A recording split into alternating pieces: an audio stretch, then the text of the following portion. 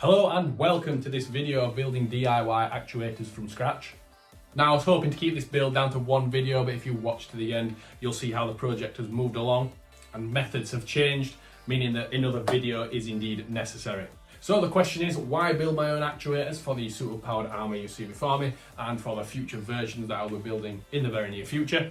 As you might expect, the large reason for this is down to cost. The quasi-direct drive actuators you can buy, which is an actuator that has a brushless motor and a planetary gearbox built in. These actuators can tend to be £400, £500, £600, can vary quite slightly, but largely anywhere from £300 to £1,000 is your price mark. These are all pretty much Chinese made, which as I'm trying to build a suit of Power Armour for the military, that's obviously not ideal. But what I've also come to realise with a lot of these actuators is the electronics that they come with aren't particularly of high quality and aren't particularly reliable. They also work on a short range camber system, meaning you can only have a wire of around 200mm. So if you want to upgrade that, you then have to throw those electronics away and buy something else. An example being the O-Drive motor control system, which looks an excellent system. However, I think the basic system is around £200 for that as well. And that is per actuator, so you can see how if you need 8 to 10, the cost starts getting out of hand here. So the question is, in a first world country, how do you build these actuators at a cost-effective price? This means you have to limit the amount of labour you put into it and limit complex machining. So one of the cheapest ways you can have parts manufactured is through laser cutting. While the laser cutting machines, of course, are extremely expensive, because they work so fast, you can typically have them outsourced at an effective price. So using an MIT cheater actuator as an example, I then started designing an actuator in CAD. So all of the pieces could be laser cut and then stacked up together to make an actuator. Now I knew I wasn't going to get this right on the first go. The main point of all this was to learn what you can actually get away with laser cutting mild steel. As you will now see, so we'll go over to the CAD files and see how it started. So onto the CAD files. On the left here we have the casings, we have the back casing here and the front casing here. Each will have a bearing in the middle. This will mean a 24mm bearing on this side and then a 52mm bearing on this side. Then moving on to the right, we have the magnet ring. This being made for 5mm by 10mm magnets that are 1.5mm deep. As the brushless motor in this, it runs as an outrunner motor. This is the electrical output, which is then attached onto this plate here. And then in the center, as you can see here, there's a hole for the sun gear to attach to, and then these little holes here for little spot welds to be applied to secure the sun gear more securely. That then brings me onto the gears itself. The gears in this case are mounted into the stator center. The gears in this case run around a ring gear, which is in the center of the stator of the motor. You have 3 planetary gears and the sun gear to make a 6:1 gearbox ratio. This is one of the main learning curves for laser cutting. These gear teeth are about 1mm by 2mm, with the gears themselves being 10mm thick. So it'll be interesting to see how these come out. I suspect these will have to be multiple layers added together, as the heat from the laser may warp or chew the teeth out at that thickness. Another potential problem with this is the stator should really be made out of thin sheets of steel, ideally laminated between each one, and ideally silicon steel at that. However, if they're so thin, there may be problems getting the teeth to line up correctly between all the different sheets, and it may mean the gear teeth won't mesh properly. So we'll just have to see how that goes. Now the mechanical output for this is the planetary gears themselves, as the sun gear is the input, the ring gear is stationary, so the planetary gears are the output. These then attach onto this hub drive here. This has the front plate bearing slot over the top of it. You'll then have this plate here, which is the other side of the planetary gear carriers. And then you've got another couple of pieces down here and here and here. This one and this one is basically just to shim the plates out for the bearings. And then this one is to help lock and secure the planetary gears in place. There'll be 2 of those that bolt either side of the stator and just help those planetary gears running true. There'll then be a long bolt running through the middle of that sun gear that goes through, of course, that plate, but then will also go through the other side of the bearing for the rear casing to help keep that secure. And then on the other side of that bolt, you can also fit a diametric magnet and then make an additional little bracket for a Hall effect sensor, which can use the bolt holes here. That way you will be able to get a motor position using that Hall effect sensor and the diametric magnet. And if we just slot along over to the DXF files that I'll be sending, these are all the parts to be made out of 1.5mm thick steel. And then if we go over to the stator, you can see how I have modified the original image to put little feet on for the poles, as I believe there's 30 poles here that will need wire out.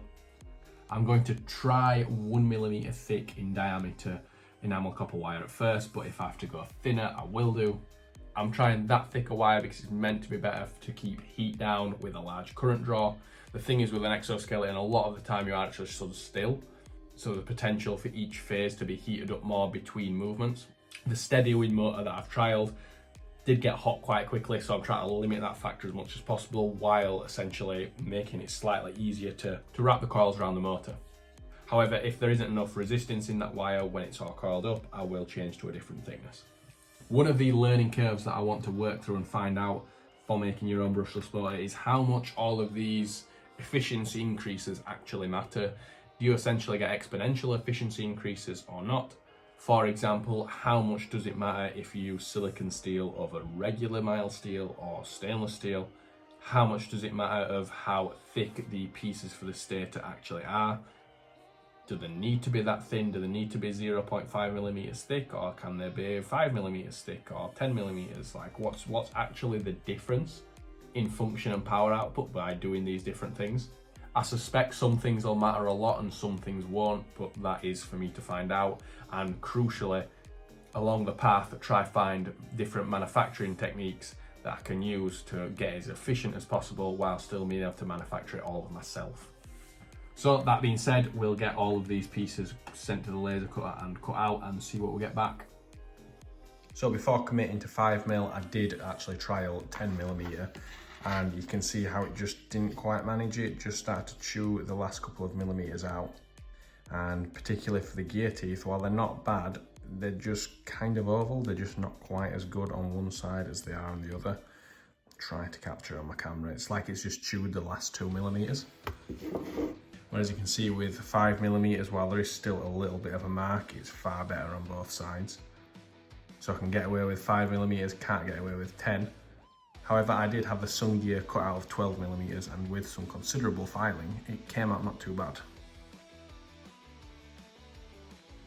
Another thing to note though, I think all of these holes came out slightly too big. We're only talking like 0.1, 0.2 of a millimeter too big. But if they're M4 holes or M3 holes, it all starts to be a bit of an issue. So if you are laser cutting something this small, I would recommend undersizing the holes and then drilling them out yourself. I've now got all of the parts for the BLDC motor ready. I've got the back and the front of the casing, and then what's kind of the cowling pieces that go in the middle, or 4 of them. I suspect I will have to have some spaces made up. I reckon I'll be a little bit shy on room. And then I've got the stator for the enamelled wire to wrap round. It's got the ring gear teeth in the middle. I've also pinned the 2 5mm pieces together. Then got the pieces for the rotor, which I'm hoping I'm getting that the right way around, stator and rotor, I always forget. Got the slots for all the magnets to sit in. Does need perhaps a little bit of a file up.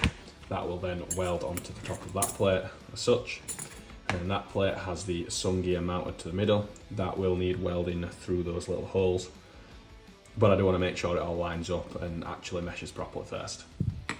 And then I've got all the little spacer plates that will thicken the parts out where the bearings sit, as well as where the carriers bolt onto. We've then got the little spare gears, which are in 5mm, and I've pinned them together with a piece of brass. I did make sure they were aligned fully first, although I'd still need to put a file down the edges just to take any burrs off. I will also have to drill those holes out to this size. I managed to get some really small little needle roller bearings to go into the middle of them, like so. You've then got the back bearing, you've then got the front bearing, the correlating spacer plates that'll then go onto the front casing as such, and then over the top of the hub mount as such. I've now test fit it all together. You've got the casing, the bearing in the back. I've decided to put these spacers into the middle, which I've then threaded, and then obviously I'll just ground it off. I need to paint all that up again.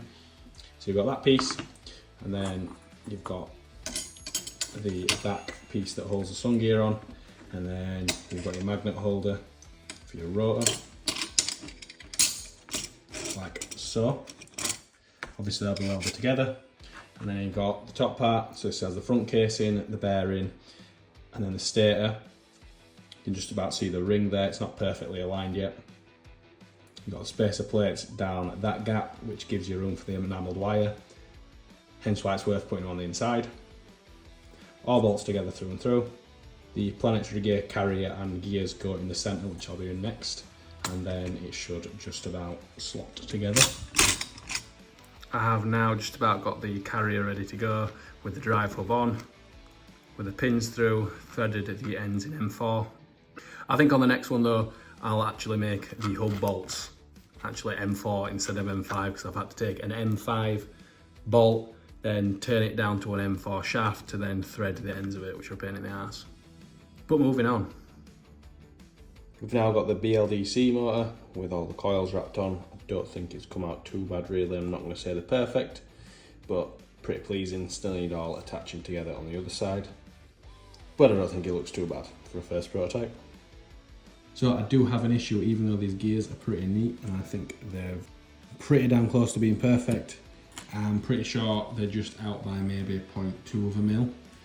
Because when it comes to the sun gear, I've already ground it down and tried to grind it a little bit thinner just to get it in the gap, and nevertheless it still will not fit into the gap. No matter how hard I try and force it. Even though the gears do turn pretty well inside it,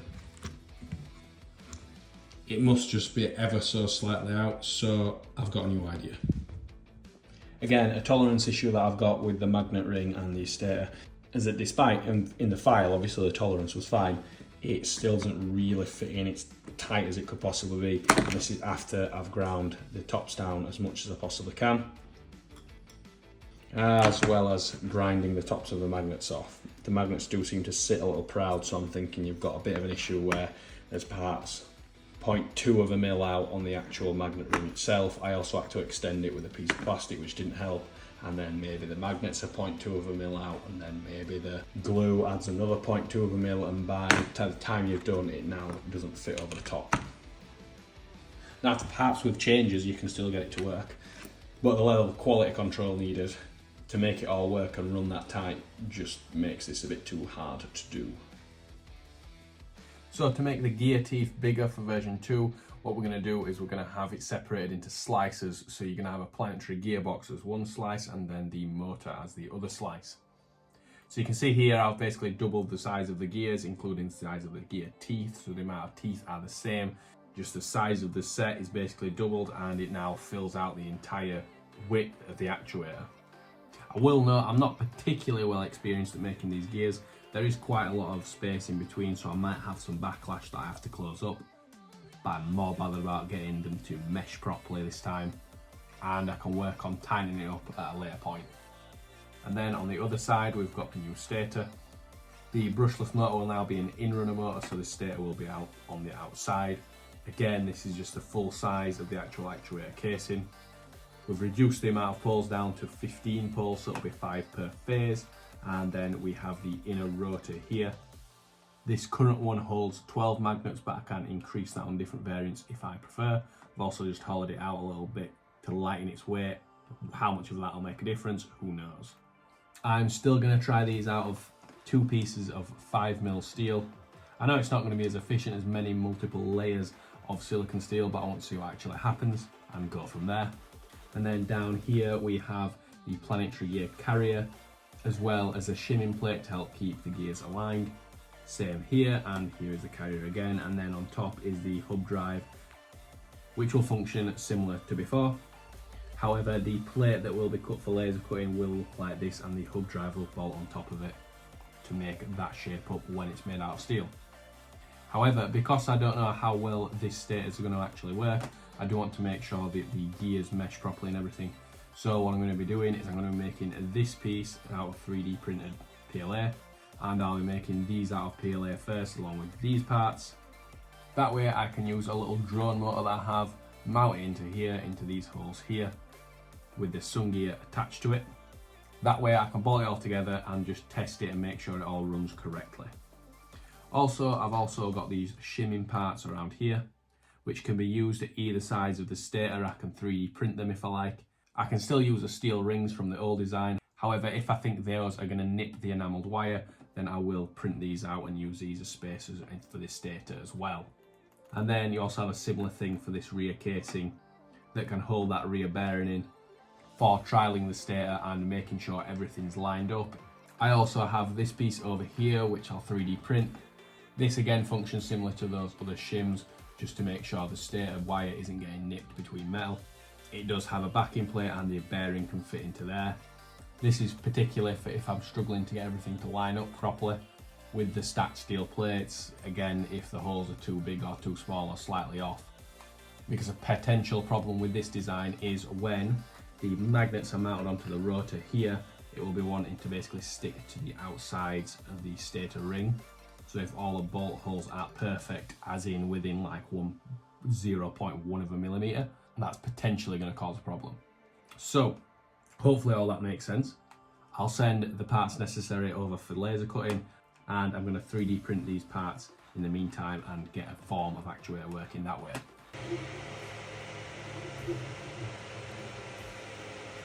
And this is a 3D printed prototype, all built up.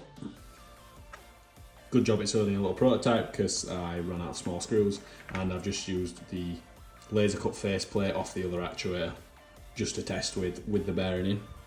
And as you can see, it does work quite well, even if the 3D printed gears are quite grindy.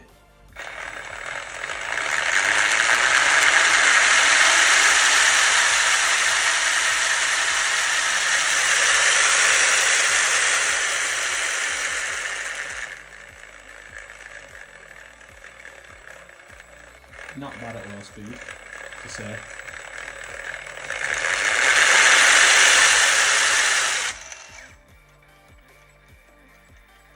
And I believe the gears just come off the nut inside, but it works.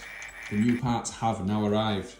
We've got the ring gear, the planetary gears, and we have a sun gear that does now fit in the middle. These all look pretty damn accurate, really. With the teeth being bigger, it's all cut perfectly. You can see they're all pretty damn neat, really. At this size, I'm quite confident I'll be able to actually reduce the tolerance in the teeth, thereby reduce the backlash on future motors as well. But this will work good for now. And then we've got the stator with poles that are all part of the housing, as well as the rotor for the magnets to sit in. Of course, got 2 layers of all of that together.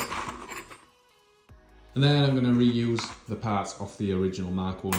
Why I'm happy with this design in general is that if I struggle to get the brushless motor side of this to work, certainly to get it efficient enough, I can just buy any suitable motor that'll fit and put it into the back like I've done with this 3D printer one.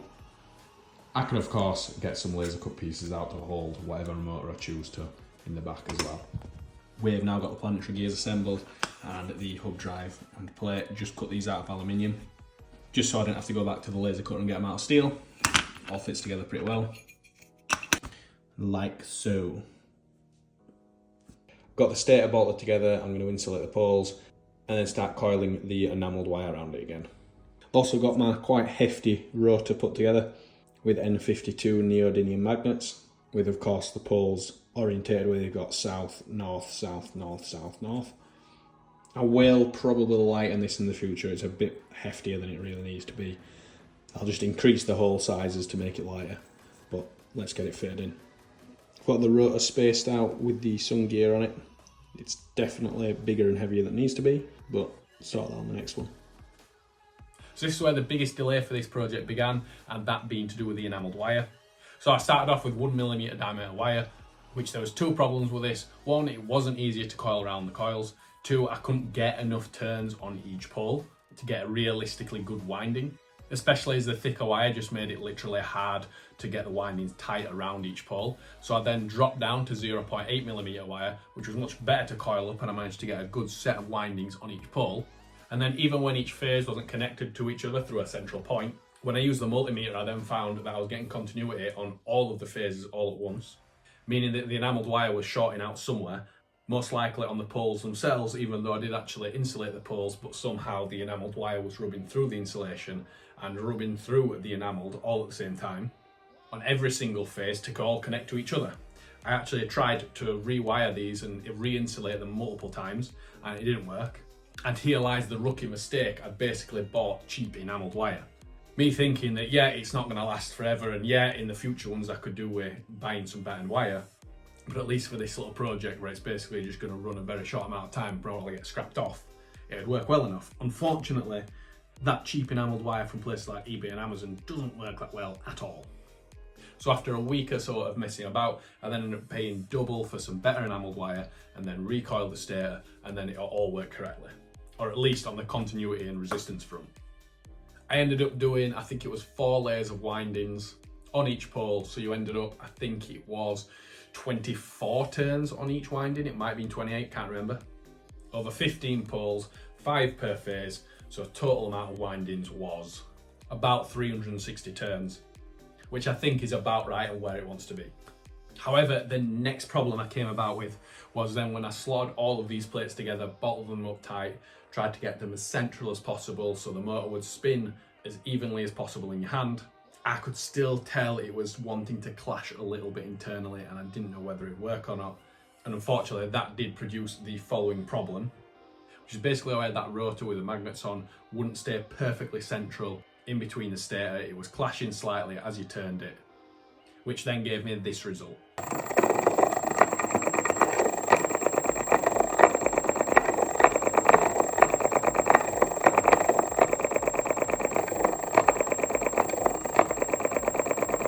So to correct this issue without having more steel parts made at this point of the prototype, I then went back into CAD, took those shimming plates, enlarged them so that they'd wrap around the stator and then bolt tight to it with basically zero tolerance, so I had to really press them into the 3D printed molds just to ensure there was absolutely no play in the parts, so that rotor would stay central in the middle, while also having 2 nice compression fit bearings on either side to make sure all that shaft runs as tight as possible to alleviate these problems for testing. I then also took the rotor, did a slight redesign to put more magnets on it. I think I'm going from 12 magnets to 14 magnets, and then got all that printed out so we could try again. So I've got the new 3D printed parts. I can put the coil core into the centre, and I need to get the magnets off of this and then fit the magnets onto the 3D printed core as well, or rotor should I say. And that is the stator coils all slotted in. It was a tight fit. So my idea was to get 5mm by 10mm magnets, but I couldn't find any square ones, so we've just got the circle ones, hence the impressive amount of super glue holding them all in, but should work for this prototype. So now all of that is together, it's time to give it a try. I'll also note I was using a very basic ESC that didn't require programming. It was a 60 amp 6S ESC, and this was the result. So on the plus side, it is actually working. I did put my finger next to it just so you could see that it is actually rotating in one direction. It's not like bouncing back and forward or anything. But it is very slow, basically doesn't make a difference of how much I turn the power up or not. And then what I soon realised was this was getting extremely hot very quickly. Now while I had a guess at what this problem would be, I did some more research to try see if there was anything I was missing. And I'm pretty sure this is down to the stator being made out of 2 5mm steel plates. So when I was talking earlier about what things could actually matter, what could matter a lot or a little, I think this is actually one of the major things. And this is also why this little project's going to have to be over 2 videos.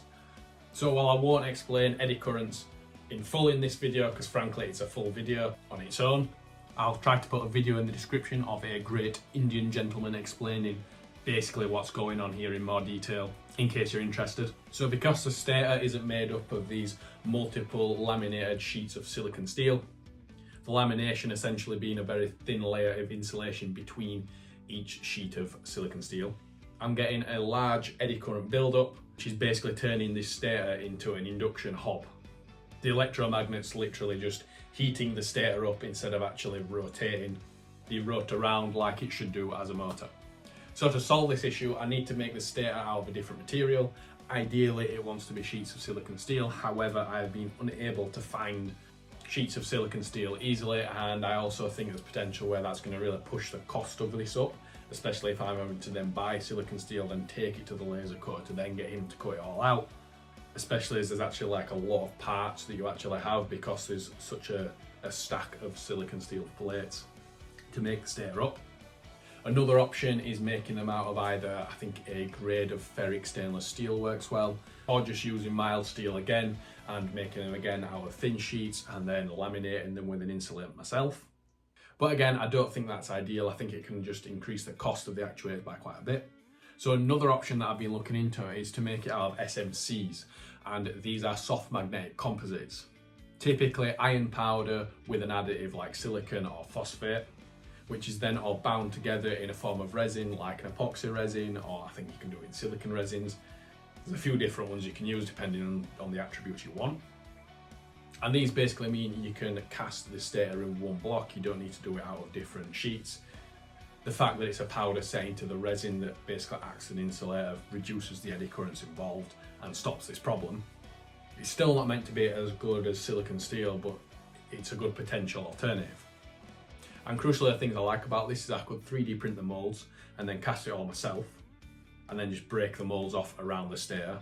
That way also I could shape the feet of the end of the stator better, and I could also put a slight bevel on the ends of the poles. Not much, but just a slight bevel to help stop that enamelled wire from ever rubbing through on any of the angles. Also, I thought as an insulant for the enamelled wire, it is probably the better option to then clear coat over the top of it to provide that extra little layer of insulation to protect that enamelled wire. And if I can do this, this does look like the cheaper option. I'm also developing a big stepper motor to work as an actuator as a potential option. And I've basically had the same problem with that, so I'm going to try the SMCs for that as well. I'll also be able to do the cores, the rotors out of the SMCs, which hopefully will work better as well, and again, possibly even reduce price. So while I hoped to actually have a fully working actuator in this video, I still think it's been a pretty worthwhile project. I've learned a lot. I hope I've been able to convey what I've learned well in this video. I've tried to order it and tried to order all my jumbled up clips to make this all make sense. But as a little roundup, if you want to do something similar, my top tips and things I've learned are: one, if you're having anything laser cut out of steel, expect a inaccuracy, if you will, of like 0.1, 0.2 millimeter on parts, especially if you're doing little gears. Anything small, I'd also recommend on trying not to make shapes any smaller than the depth of the material. So if you were making a gear, try have the gear at 5mm wide if you are making it out of 5mm material. That seems to help keep that tolerance and accuracy down. And again, if you're using small bolt holes, just undersize the holes and then drill them out yourself, especially if you're going to tap the holes. What I found is if I was having a 3mm hole laser cut, it'd be pretty much at 3.3mm, i.e. ready to tap out for M4. Whereas if I'd have had it cut at 3.3mm, it'd have ended up at 3.5 at least, and then you can't tap it. Secondly, buy high quality enamelled wire. Don't go too thick, it's just irrelevant. I'd say between 0.8 of a millimetre, maybe down to 0.5 of a millimetre. I don't think there's much need to stray that much out of those bounds. Buy expensive wire, it's going to cost double, you'll probably cry over the price, but it's worth it instead of coiling the wire to find that it's all just connected to each other and short itself out. And three, the stator can't be made out of thick steel. It really does matter. You need to have either thin steel that's laminated, ideally silicon steel, or like I say, you can go down the SMC route. But if you're not trying to make these actuators from scratch in the United Kingdom, or any brushless motor for that matter, you can just buy cheap stators off AliExpress that are made out of silicon steel from China, so you can just use them if you want.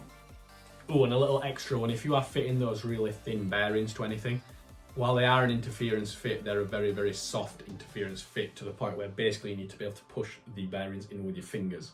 If you have to knock them in with literally anything, it just crushes the bearings. I went through like 5 bearings, try to get them into the plate because I thought a knock in would be fine, turns out it crushes them. And that is about it for the trial and tribulations of making these actuators for now. I hope you like and subscribe if you're new. I hope you'll follow along and watch the next one. Providing those SMCs work, the next video should be the culmination of at least the mechanical parts of this actuator. I'm not 100% whether I'll keep the housing fully steel. I might actually mix it a bit with plastic and with steel. See if I can save some weight on it as well, why not? If you want to see more about the project and the suit of armour, feel free to check out the channel. I also do some nerd sci-fi stuff if you're interested in any React videos on Power Armour and different things like that. So yeah, hope you have a great day and see you in the next video.